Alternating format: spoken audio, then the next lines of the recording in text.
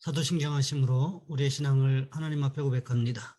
나는 전능하신 아버지 하나님, 전지의 창조주를 믿습니다. 나는 그의 유일하신 아들 우리 주 예수 그리스도를 믿습니다. 그는 성령으로 잉태되어 동정녀 마리아에게서 나시고 본디오 빌라도에게 고난을 받아 십자가에 못 박혀 죽으시고 장사된 지 사흘 만에 죽은 자 가운데서 다시 살아나셨으며 하늘에 오르시어 전능하신 아버지 하나님 우편에 앉아 계시다가 거기로부터 살아있는 자와 죽은 자를 심판하러 오십니다. 나는 성령을 믿으며 거룩한 공교회와 성도의 교제와 죄를 용서받는 것과 몸의 부활과 영생을 믿습니다. 아멘. 찬송가 569장입니다.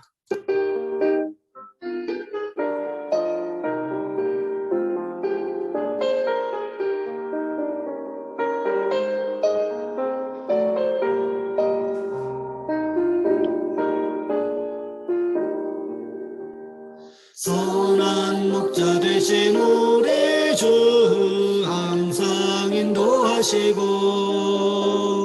푸른 풀밭 좋은 곳에서 우리 먹여주소서. 선한 목자 구세주여 항상 인도하소서.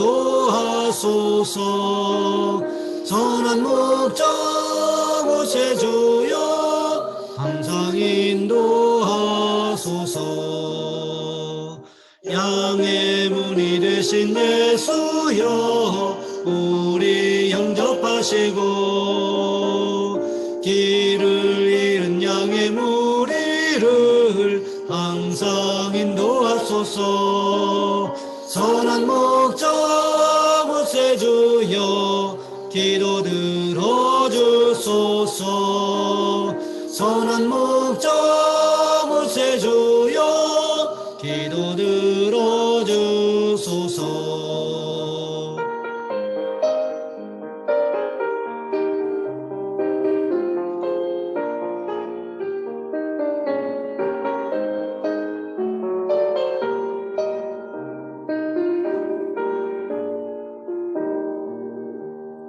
흠이 많고 약한 우리를 용납하여 주시고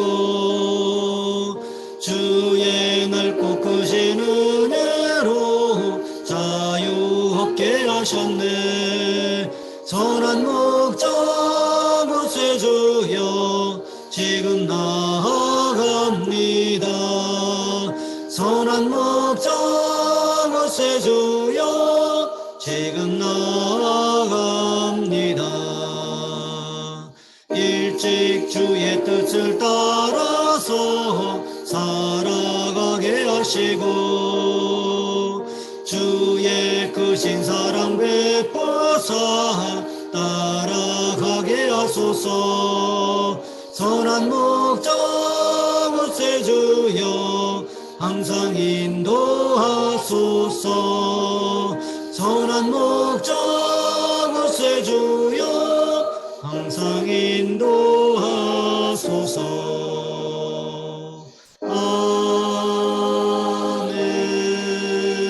아멘. 오늘 말씀 역대상 21장에서 보겠습니다. 역대상 21장 1절로 8절까지 말씀입니다. 제가 가진 성경은 구약 성경 641쪽에 있습니다. 제가 봉독해 드립니다. 사탄이 일어나 이스라엘을 대적하고 다윗을 충동하여 이스라엘을 계수하게 하니라. 다윗이 요압과 백성의 지도자들에게 이르되 너희는 가서 브엘세바에서부터 단까지 이스라엘을 계수하고 돌아와 내게 보고하여 그 수요를 알게 하라 하니 요압이 아뢰되 여호와께서 그 백성을 지금보다 100배나 더하시기를 원하나이다.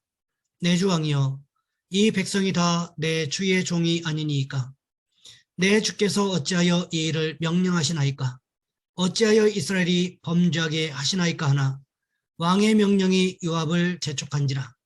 드디어 요압이 떠나 이스라엘 땅에 두루 다닌 후에 예루살렘으로 돌아와 요압이 백성의 수요를 다윗에게 보고하니 이스라엘 중에 칼을 뺄 만한 자가 110만 명이요 유다 중에 칼을 뺄 만한 자가 47만 명이라. 요압이 왕의 명령을 마땅치 않게 여겨 레위와 베냐민 사람은 계수하지 아니하였더라. 하나님이 이 일을 악하게 여기사 이스라엘을 치심해 다윗이 하나님께 아뢰되 내가 이 일을 행함으로 큰 죄를 범하였나이다. 이제 간과옵나니 종의 죄를 용서하여 주옵소서. 내가 심히 미련하게 행하였나이다 하니라. 아멘. 오늘 본문의 말씀을 가지고 모든 일이 잘 될 때라는 제목으로 함께 말씀을 살펴보겠습니다. 1941년 12월 7일 오전 7시 55분 6척의 항공모함에서 출발한 일본 공군기 353대가 벌떼같이 하와이 진주만으로 날아갔습니다. 그리고 그곳에 미국 해군 기지를 공격해서 21척의 군함을 침몰시키고 117대의 항공기를 파괴하고 2003명의 사상자를 내고 960명의 실종자와 1100명의 부상자를 냈습니다. 잘 아는 것처럼 이것이 태평양 전쟁의 시작이었습니다. 그런데 이 엄청난 사실이 한 사람의 무관심으로 인해 시작되었다는 것을 아십니까? 그날은 주일이었습니다. 진주만 기습 55분 전, 정확하게 오전 7시에 태평양에 있는 미군 레이더 기지에서 2명의 병사가 스크린을 보고 있었습니다. 그런데 갑자기 레이더에 이상한 점이 점점 많아지더니 스크린을 꽉 채운 것입니다. 그 순간 깜짝 놀라서 중위에게 보고했습니다. 그런데 그 중위는 걱정 마라, 우리 편 비행기다 라고 했습니다. 그런데 55분 후 폭탄이 떨어진 것입니다. 한 사람의 무관심으로 엄청난 비극이 일어난 것입니다. 여러분 아십니까? 타이타닉호가 출발할 때 인간의 자만심은 이 배는 절대로 침몰하지 않는다라고 했기에 구명보트와 구명조끼도 다 갖추지 않고 있었다는 사실을 말입니다. 이런 것을 보면서 우리가 기억해야 할 것은 모든 일이 잘 풀려나간다고 생각될 때 우리가 어떠해야 하는가에 대한 것들입니다. 다윗은 인생의 황금기를 달리고 있었습니다. 하는 전쟁들마다 승리를 거두고 있었습니다. 그뿐만이 아니었습니다. 그 당시 최강국을 자처하던 블레셋과의 전쟁에서 계속해서 연승을 거두고 있었습니다. 거기에다가 블레셋의 땅도 빼앗았고 블레셋의 유명한 장수들을 모두 죽이는 성과까지 있었습니다. 그러니 블레셋이 다시 이스라엘을 쳐들어온다고 하는 것은 불가능해 보이기까지 했습니다. 그뿐만이 아니지요.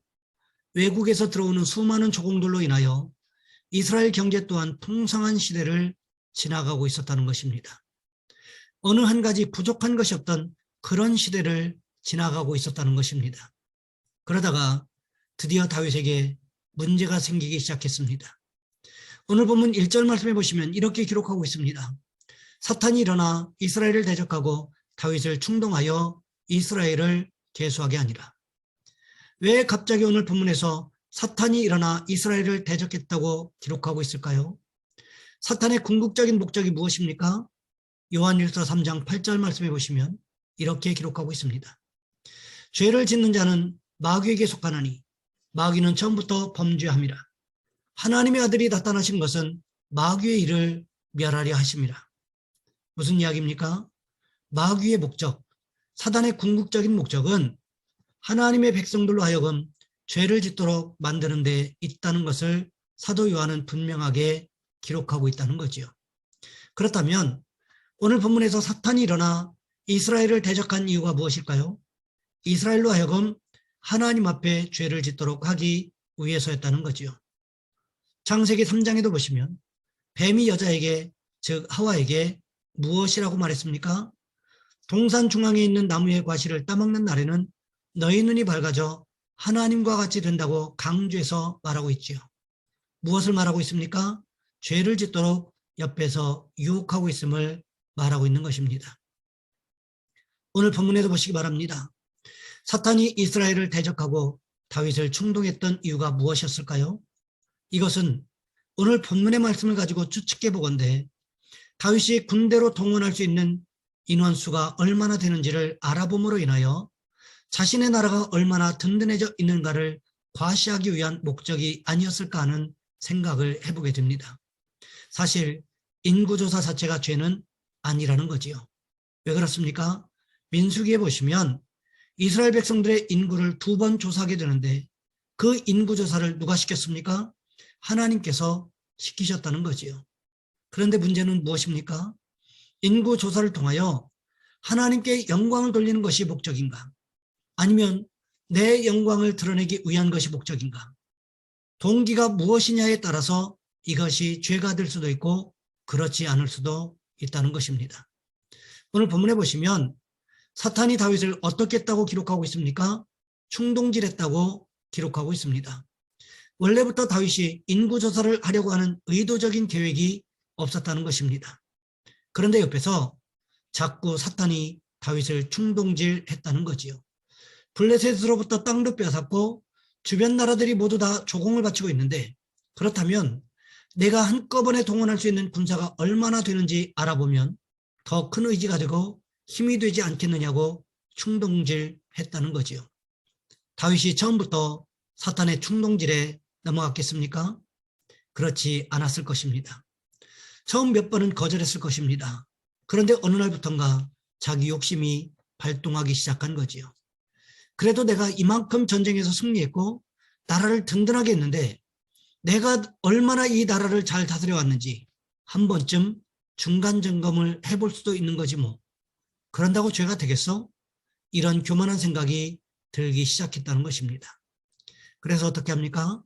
오늘 본문 2절 말씀해 보시면 이렇게 기록하고 있습니다. 다윗이 요압과 백성의 지도자들에게 이르되 너희는 가서 브엘스바에서부터 단까지 이스라엘을 계수하고 돌아와 내게 보고하여 그 수요를 알게 하라 하니 다윗이 요압과 백성의 지도자들에게 직접 명령하여 인구조사가 시작되었다는 객관적인 사실을 성경은 기록하고 있다는 거지요. 오늘 본문의 인구조사와 민수기에 기록된 인구조사의 차이점이 무엇일까요? 민수기의 인구조사는 2번이 기록되어 있는데 광야 생활을 시작하면서 첫 번째 인구조사를 했고 모압 평지에서 광야 생활이 끝나기 직전에 다시 한번 인구조사를 했습니다. 그 이유가 무엇이었을까요? 지난 40년 광야 생활 동안에 하나님께서 어떻게 보살피셨는지에 대해서 알아보기 위한 한 가지 방편으로 인구조사를 실시했다는 거지요. 그런데 오늘 본문은 하나님의 영광이 아닌 자신의 영광을 드러내기 위한 목적을 가지고 실시할 것을 명령하고 있다는 것입니다. 오로지 자신의 왕권을 강화하기 위한 정치적인 군사적인 목적을 가지고 행하고 있다는 것입니다. 이것이 민수기에서 실시했던 인구조사와 오늘 본문의 인구조사가 다를 수밖에 없는 근본적인 이유라는 것입니다. 그러자 요압이 어떻게 말하고 있습니까? 오늘 본문 3절 말씀해 보시면 이렇게 기록하고 있습니다. 요압이 아뢰되 여호와께서 그 백성을 지금보다 100배나 더하시기를 원하나이다. 내 주 왕이여 이 백성이 다 내 주의 종이 아니니까 내 주께서 어찌하여 이 일을 명령하시나이까 어찌하여 이스라엘이 범죄하게 하시나이까 하나. 오늘 본문 3절 말씀에서는 요압이 사단의 충동질에 속아서 인구조사를 하려고 하는 다윗의 계획에 반대하는 모습을 기록하고 있습니다. 사무엘 상하에 보면 요압은 다윗의 뜻과는 반대로 자신의 유익을 위해서는 사람을 죽이는 것조차도 쉽게 행했던 사람으로 기록하고 있는데 오히려 오늘 본문에서는 다윗을 책망하는 사람으로 등장하고 있습니다. 이런 말씀을 통해서 우리가 깨달아야 하는 것이 있습니다. 내 인생에서 최고의 순간을 달리고 있을 때 모든 것이 다 잘 될 때, 형통할 때 우리가 조심해야 할 것이 있다는 거지요. 그것이 무엇입니까? 하나님보다 내가 앞장서고 있는 것은 아닌지 점검해 보아야 한다는 거지요. 모든 일이 잘 될 때 사람은 교만하기 쉬운데 교만하게 되는 순간 모든 것이 실패할 수 있음을 기억해야 한다는 것입니다. 바라기는 우리 모두가 매 순간 하나님 앞에 겸손하게 살아가기 위해서 힘쓰고 애쓰는 축복이 있으시기를 주님의 이름으로 부탁을 드립니다. 이 시간 우리 한 목소리 함께 기도하겠습니다. 하나님, 우리가 매 순간 하나님 앞에 겸손하게 살아감으로 인하여 축복을 경험하게 도와주옵소서. 또한 기도하실 것은 나라와 민족을 위하여 이 시간 우리 주여 한번 간절히 부르신 후에 한 목소리 함께 기도합니다. 주여, 사랑의 하나님, 우리를 도와주시기를 원합니다.